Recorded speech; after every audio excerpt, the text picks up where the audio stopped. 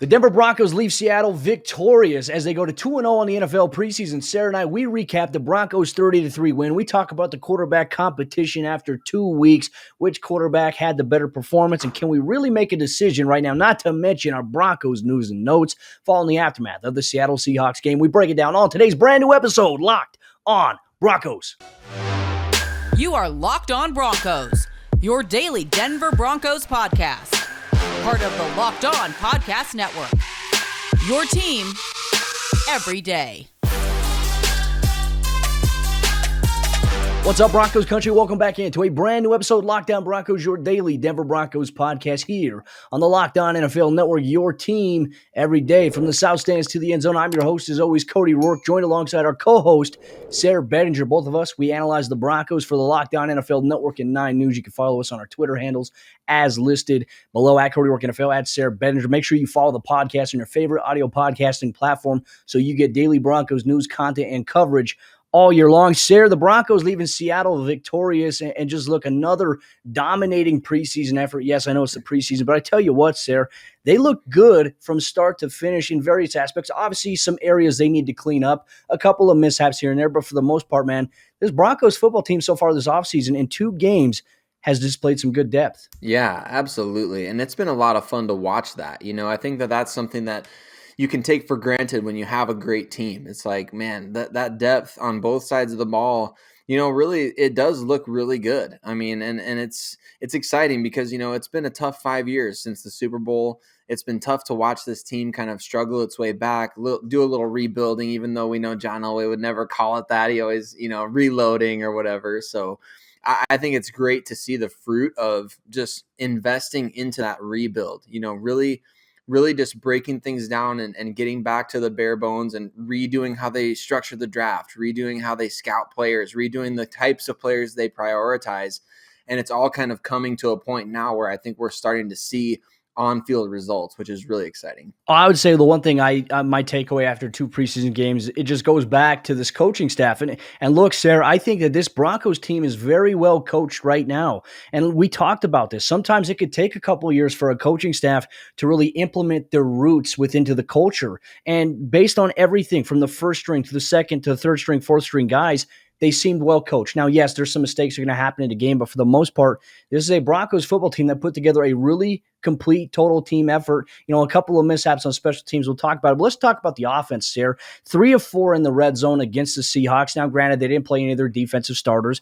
0 turnovers. Now, look at that. We're talking about this. The only turnover the Broncos have had was a turnover on downs, a 4th down play against the Minnesota Vikings. But for the most part, each quarterback and the running back specifically, regardless of the first string all the way through third string, they're protecting the football. This offense has done a really good job so far. And I love that. I love to see that. I think you and I talked about that before the first game, right? Is that we wanted to see the quarterbacks really just run and operate the offense efficiently and effectively. No turnovers. And of course, that was really highly emphasized for Drew Lock because of last year. You know, he was among the league leaders, I think tied with Carson Wentz to lead the league in interceptions, which was, you know, a bummer to see. But at the same time, you know, you take those lumps, you learn, and you grow. And I think that we did see growth from Drew Lock in this game. I think that we saw, you know, some really good stuff from Teddy. And I think the offense as a whole, you know, man, how much fun is Javonte Williams? You know, just throwing guys off him. I love that. I love to see it. I love to see a pocket for the quarterback to throw from with the starting offensive line all out there, which, by the way, I thought Calvin Anderson did a pretty solid job at right tackle. Some things to clean up, but there's that competition is also still very interesting. So I love it, man. I love watching. That's why I love the preseason. You get to look at the whole team. You know, we talk all offseason, every single day through the dog days of May, June, July. We're talking about all these guys, and now we finally get to see them play and see how they work together and see all these reports and things from camp coming out. And the offense in specific, I'm really, really excited about. I think you got weapons all over the place and depth on the offensive line, which is a lot of fun to see. Not to mention that, I mean, you were talking about the quarterbacks, running backs, Javonte Williams obviously being a fun guy to watch, but even Royce Freeman had a really good game against the Seahawks. But, you know, when I go to the running backs here, the thing I want to point out, Sayre, is I thought both Javonte Williams and Royce Freeman, I thought they did a phenomenal job in pass protection. Both guys picked up some hot blitzes, some free blitzes, some guys coming off. On the Teddy Bridgewater touchdown to KJ Hamler, Royce Freeman did a great job picking up the weak side nickel blitzer and did a great job opening that space there. So love to see that. Defensively, look, we talked about the offense not turning the ball over. We talked about the defense. What was one of our keys to the game? Forcing turnovers. The Broncos come out, they forced 3 turnovers. Justin Simmons has a great interception. I mean, the easiest interception he'll ever have in his career. Not sure why the quarterback even threw it his way. Desean Williams having a scoop recovery of a fumble, not to mention him having an interception. He had a really great game. We'll talk about him a little bit later, but the Broncos defense was stifling and they were able to get after the quarterback. They tallied 3 total sacks, and we'll talk about a player that had 2 of those sacks in that game. Special teams, though, Sayre, really quick, we'll touch on it. I felt like this was the one game so far that we've seen so far this preseason where they had a couple moments where they struggled. It kind of reminded me of a little bit of last year. Last week against the Vikings, it was not an issue. Special teams played really well. For the most part, outside of kickoff, I thought that they did a really good job. Now, the kickoff lanes, they failed to condense the alley because they kicked it to the right side of the field, and that left side didn't get there in time, or at least in the middle side of the field, of squeezing that lane down and allowed a big return. So something they have to brush up. But I want Broncos country to know, Sayre, these are a bunch of rookies, first-year to third-year players, and maybe a couple fourth-year guys that are really playing on special teams. They got to get it cleaned up, but special teams has been better than I anticipated. Yeah, you make a great point, and I think that they're obviously intentionally trying to get those guys that work, because we saw on the opening kickoff, McManus, he could have kicked it into the back of the end zone every time. So yes, they're trying to get those guys reps. I think, again, it's just having patience with the learning process. Like you mentioned, these are young guys, and so it's important to get them learning opportunities out there and teach. You a lot of times we know, you fail forward. And I think that that's lost on so many sports fans. It's like, man, if you've been in any arena of life, I'm preaching a little bit right now, Cody, but fail forward. If you fail at something, go back, watch the tape, or do what you have to do and learn from it and get better. So I think we need to see that, especially based on the last couple of years. Nobody is more, well, I can't say nobody, but Tom McMahon is definitely a GOAT in Broncos country, and not in the good GOAT way. He's kind of somebody that people like to pick on. He's somebody that people talk about, why is he still even on the coaching staff?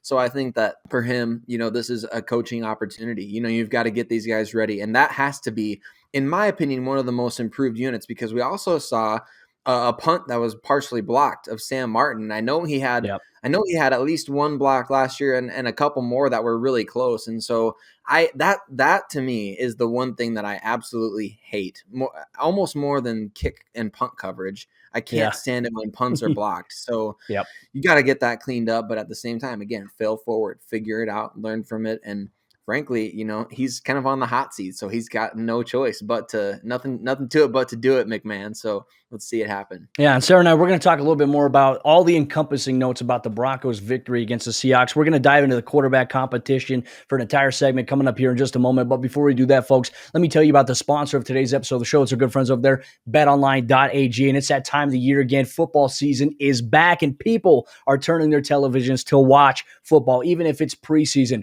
we are all locked in. And as always, BetOnline is your number one spot for both college and pro football this upcoming season. You get all the updated odds, props, and contests, including the online's biggest $500,000 NFL mega contest and the world's largest $200,000 NFL Survivor contest. Open now at betonline.ag. Head to the website or use your mobile device to sign up today to receive your 100% welcome bonus.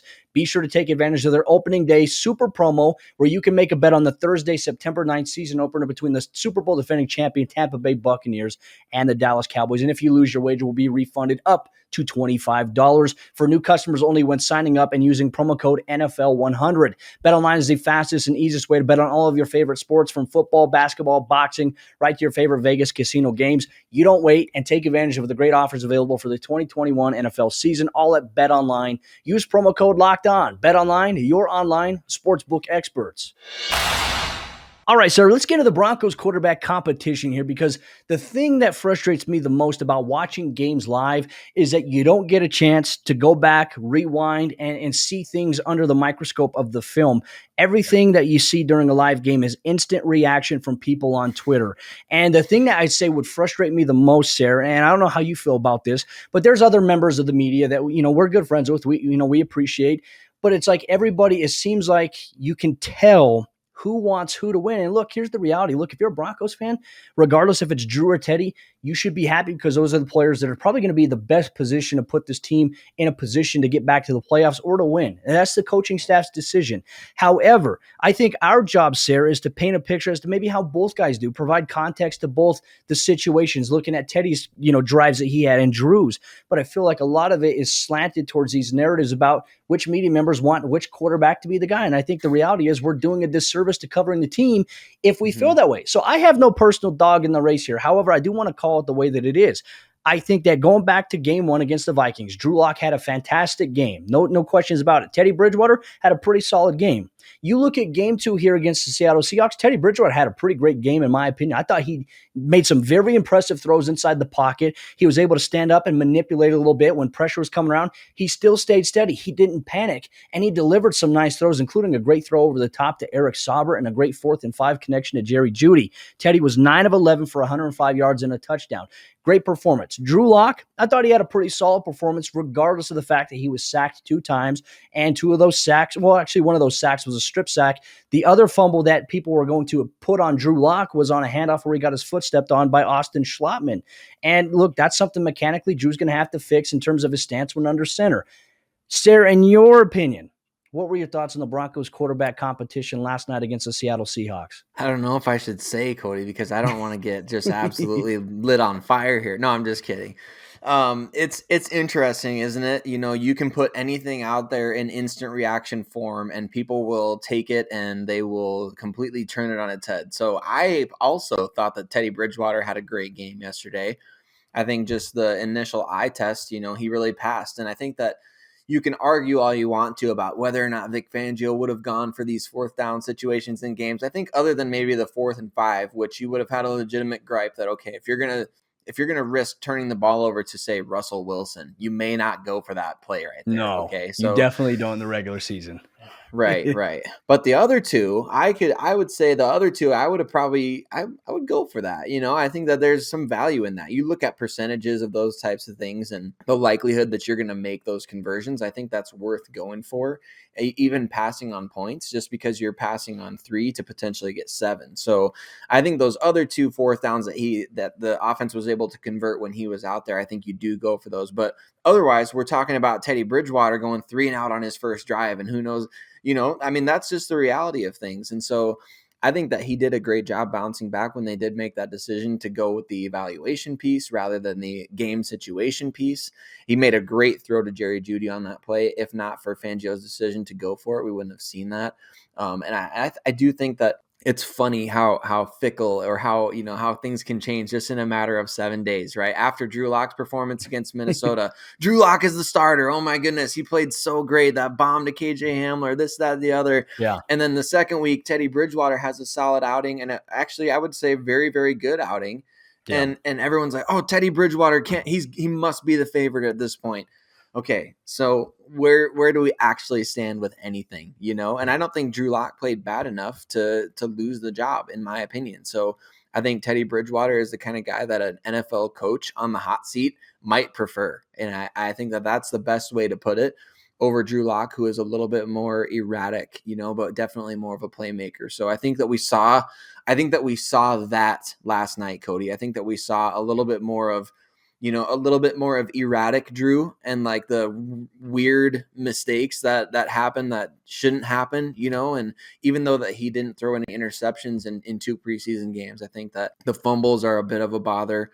And I think also too, the fact that Teddy, he has yet to get stopped. If we're going for it on 4th down, he hasn't been stopped yet this preseason. They've scored every time that he has had the ball. So that's something that Drew can't say at this point. But my stance on this, Cody. I think that the long-term best option for the Broncos is to go with Drew Lock. However, we're not the ones that our jobs are on the line if we put Drew in the starting lineup. So it's easier said than done. Well, and I just think that going back and forth too, I also think context is super important. Yes, Teddy against the Vikings. Look, the Broncos didn't go against any starters week 1 or week 2 of the NFL preseason. Seattle didn't play their starters. Minnesota didn't play their starters. And I still don't think that we have enough information right now, Sayre, to say, hey, let's call it for what it is. Let's call it now. There's things that Drew Lock can do, like throwing the 80-yard bombs to KJ Hamler, that necessarily Teddy Bridgewater can't do. I mean, Teddy had an attempt at a back shoulder, probably his worst throw of the night, but for the most part, he did a really great job commanding the huddle. The Broncos ran the ball really well for the most part, too. A couple of times they got stopped on the interior, a couple of run-throughs, but that's stuff that can be cleaned up by going back on the film. There were things that stood out to me about Drew, and the thing I'm evaluating Drew on is some decision-making, right? And I feel like for the most part, his decisions were pretty good last night for the Broncos in terms of where he's going with the ball. He also stood in the pocket, which there was a pressure, all around. His first play, there was a run through, I think, at the left guard spot. Not sure what it was, or if the right tackle had missed, but Drew Lock had a guy in his face right away. I can't blame Drew Lock for that. The second play, backside pressure, gets to him really quickly. I can't really blame him for that. Yes, hold on to the football. Tuck that bad boy in. You just need to work some of these things out. And I think that the line did an okay job after that of giving Drew a little bit more time. But we saw Drew improvise as well, getting out of the pocket, a shovel pass to Seth Williams, which was an exciting play. If that was Patrick Mahomes, ESPN would have been going crazy about that. But that's a great play right there. There was a drive, too, specifically in that third quarter. We talked about a guy, and we're actually going to know this a little bit. Drew had a great opportunity to convert a 3rd and 3, a pass to Deontay Spencer. He drops it. I mean, that's a bummer. You always ask, you go back on the film, what if he would have caught that? What would have happened after that? But it doesn't matter at this point in time because it's all preseason. However, there is one game left, Sayre. One preseason game remaining. Vic Fangio mentioned in his post-game presser that both of these quarterbacks he believes gives the Broncos a good chance to win. And so really it's going to be a tough decision. And that's good. I mean, that's as open as we've seen Vic Fangio. And he also mentioned that next week against the Rams, Von Miller's going to play, Melvin Gordon, and Cortland Sutton. So in my opinion here, Sayre, you can do what you can in practice. There's no training camp open to the public this week. I feel like you have to play these guys again. Now, look, I'm not saying play them a half. I think you give Drew Lock a series. I think you give Teddy Bridgewater a series. I think you give them both the series with the ones, and then you get them out, right? One series, that's it. And look, if you get 2 plays, that's it. But I think you need to see a little bit more before you make that decision. And I think that's really where it all boils down to. In Broncos country, we're eager for your thoughts in the comment section down below here on YouTube.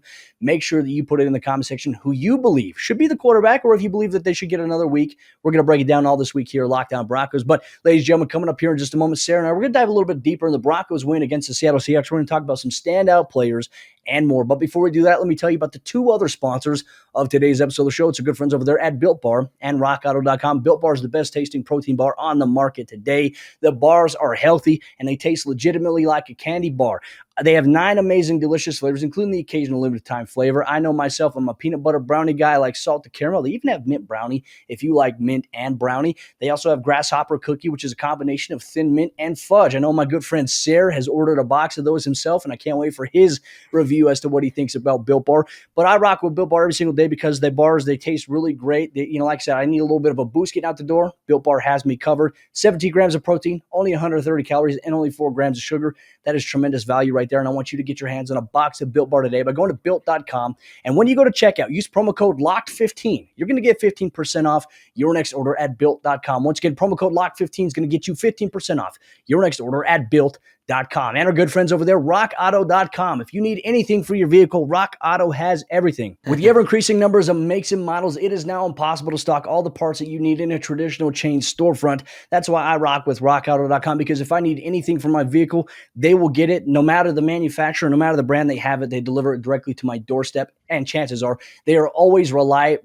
No, and chances are prices are always reliably low, and they're the same for professionals and do-it-yourselfers. I don't have to spend 3 or 4 times as much at a local chain auto parts store when I can just go to rockauto.com. I'm patient enough to wait for them to deliver it directly to my doorstep. Rockauto.com is a family-owned business that's been serving auto parts customers online for over 20 years. I've used them multiple times. I vouch for them, and I appreciate that their service is quick. And if I have any questions, they are quick to answer and get back to me within a couple of hours, even if I send an email over the weekend. That's why I rock with rockauto.com. So go explore their easy-to-use website and their catalog today. You can see all the parts available for your car or truck based on year, make, model, brand specifications, and even the prices that you prefer, all at rockauto.com. And write Lockdown Broncos in there. How did you hear about his box, so that they know that we sent you? Amazing selection, reliably low prices, all the parts of your car will ever need.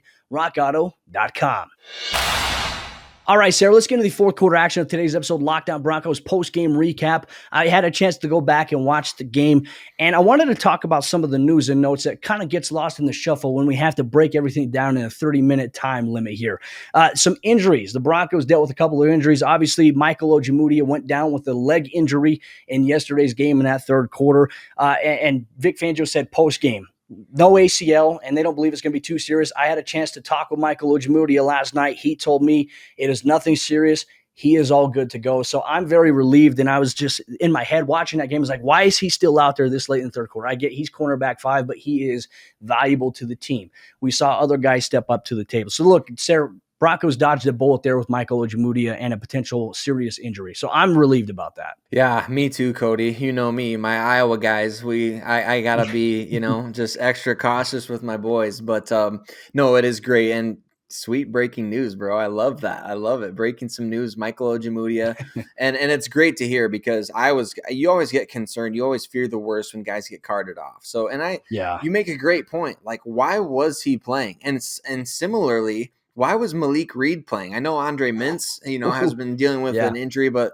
man, like, have we not had enough stress off the edge the past couple years to not just let's get our guys to the regular season, put Tusk out there, put Jonathan Cooper out there, and forget Malik Reed playing into the third or fourth quarter of a preseason game at this point. That was a guy that, just 2 years ago, Cody, was put on ice for preseason week 4. So I don't want to see Malik Reed out there even, in addition to Michael Ojemudia, guys like that. There's plenty of other guys fighting for roster spots. So let those guys have that time, take off their pads or something, put a hat on, get a bucket hat on the sideline for Malik Reed. He deserves to be a bucket hat guy at this point.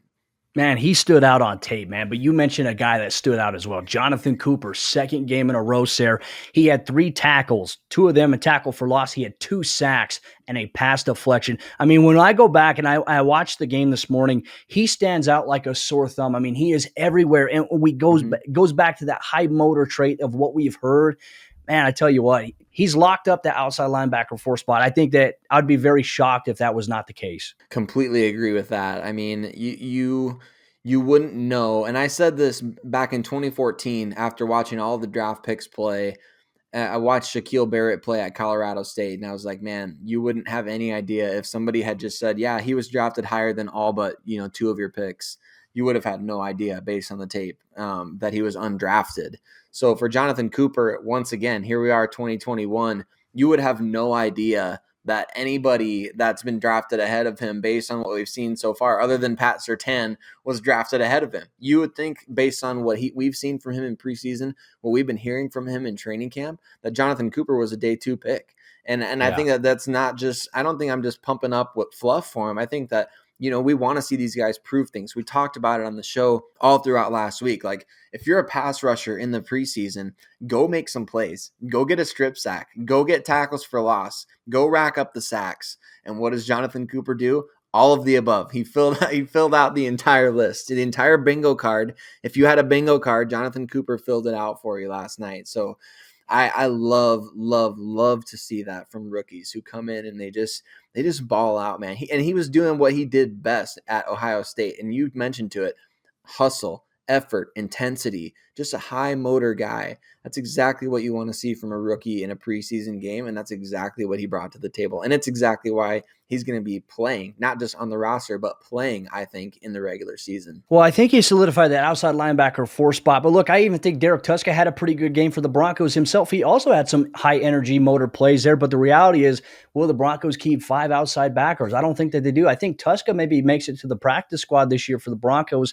But with a guy like Cooper, I mean, you cannot at this point, with what he's put on tape, you can't risk cutting a guy like Jonathan Cooper and hoping to claim him off waivers. The Broncos did that last year with Justin Hollins, and then they lost him to the LA Rams. And so you can't do that with Cooper. In my opinion, Cooper has made the 53. We have roster cuts coming up this week, 85 to 80. We'll have you covered here, Lockdown Broncos, as to who we think that may be. And when it happens, we'll obviously talk about the impact, how it impacts that position in general and the depth. But Sayre, let's talk about another guy real quick before we get into some players that kind of let us down a little bit, or, we needed a bigger game and didn't get it from. Desean Williams, once again, standing out. The Broncos' first-team defense played pretty dang good against the Seahawks. Tyler Lockett played inside the slot, but for the most part, the second-string defense came in. They carried that same energy, and it was really backed up by guys like Jonathan Cooper, Desean Williams, who had a fumble recovery off of a Jonathan Cooper strip sack, not to mention an interception off of a deflected Jonathan Cooper bat at the line of scrimmage. I mean, You couldn't have asked for a better situation for a guy like Desean Williams. And I love to see that. I think that, if you're Shelby Harris, you're thinking, man, some of my batted passes might start turning into interceptions the more Desean Williams plays, because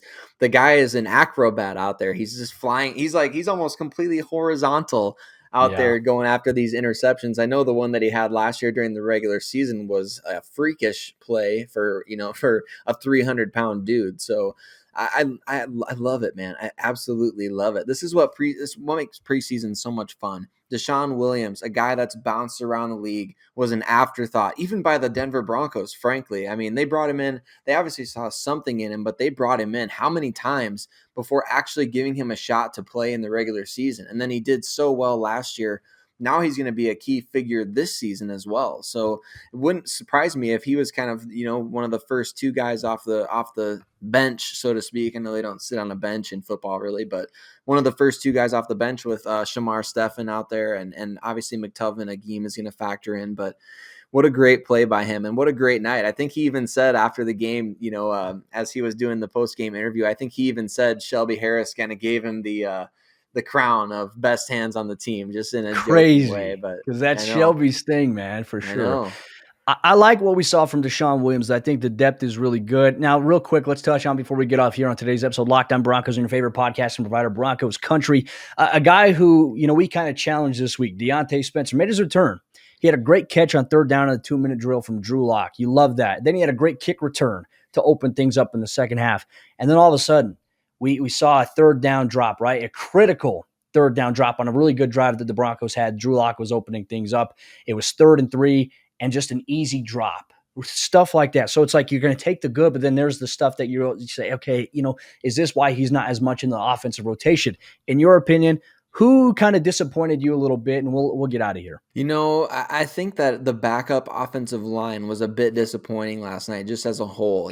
We saw immediately Drew Lock comes in with the backup offensive line and immediately sacked twice. So whether it was miscommunication or whether they just got bullied out there, I know the Seahawks didn't necessarily have their starters out there, but I did hear Darrell Taylor's number called. He's a former high draft pick. So it wasn't like they were going up against scrubs or anything, but I think you expect those guys, after what we saw last week against the Vikings, you expect those guys to come out there and be a bit better than that, I would say. So I think it was disappointing as a whole to see them come out there. And I know Royce Freeman had a solid game. I don't think that the running lanes for the second and third guys were quite as open this week. It didn't seem that way anyway. It seemed like the running game struggled when the starting offense kind of left the field. And that wasn't necessarily due to just the backs. It seemed like every back was getting hit behind the line of scrimmage. And even the play where Drew Lock, got his foot stepped on, which another knock against the backup offensive line. When on the play where Drew Lock got his foot stepped on, it looked like if they were actually trying to run the ball, well, that play was going to get busted up. But I did see guys running routes on the other side. I think he was going to do a boot on that play. So at any rate, the backup offensive line, to me, a big disappointment last night. Now, they're going to have to bounce back this week. Obviously, the Broncos are going to have to cut down the roster here in a couple days. They're back at practice Monday through Thursday, and they're going to have a walkthrough Friday, and then a home preseason game against the Los Angeles Rams. Sayre and I will have an immediate post-game report for you here on the Locked On Broncos podcast. We'll keep you up to date all week long with what's going on in Denver, all things orange and blue, and you get that here exclusively, Locked On Broncos. But Broncos Country, thank you so much for tuning in to today's episode of the show. That'll do it. We'll see you tomorrow. And once again, Broncos Country, things on the up and up. A lot of good things to take away from the Broncos, 2-0 so far in the preseason.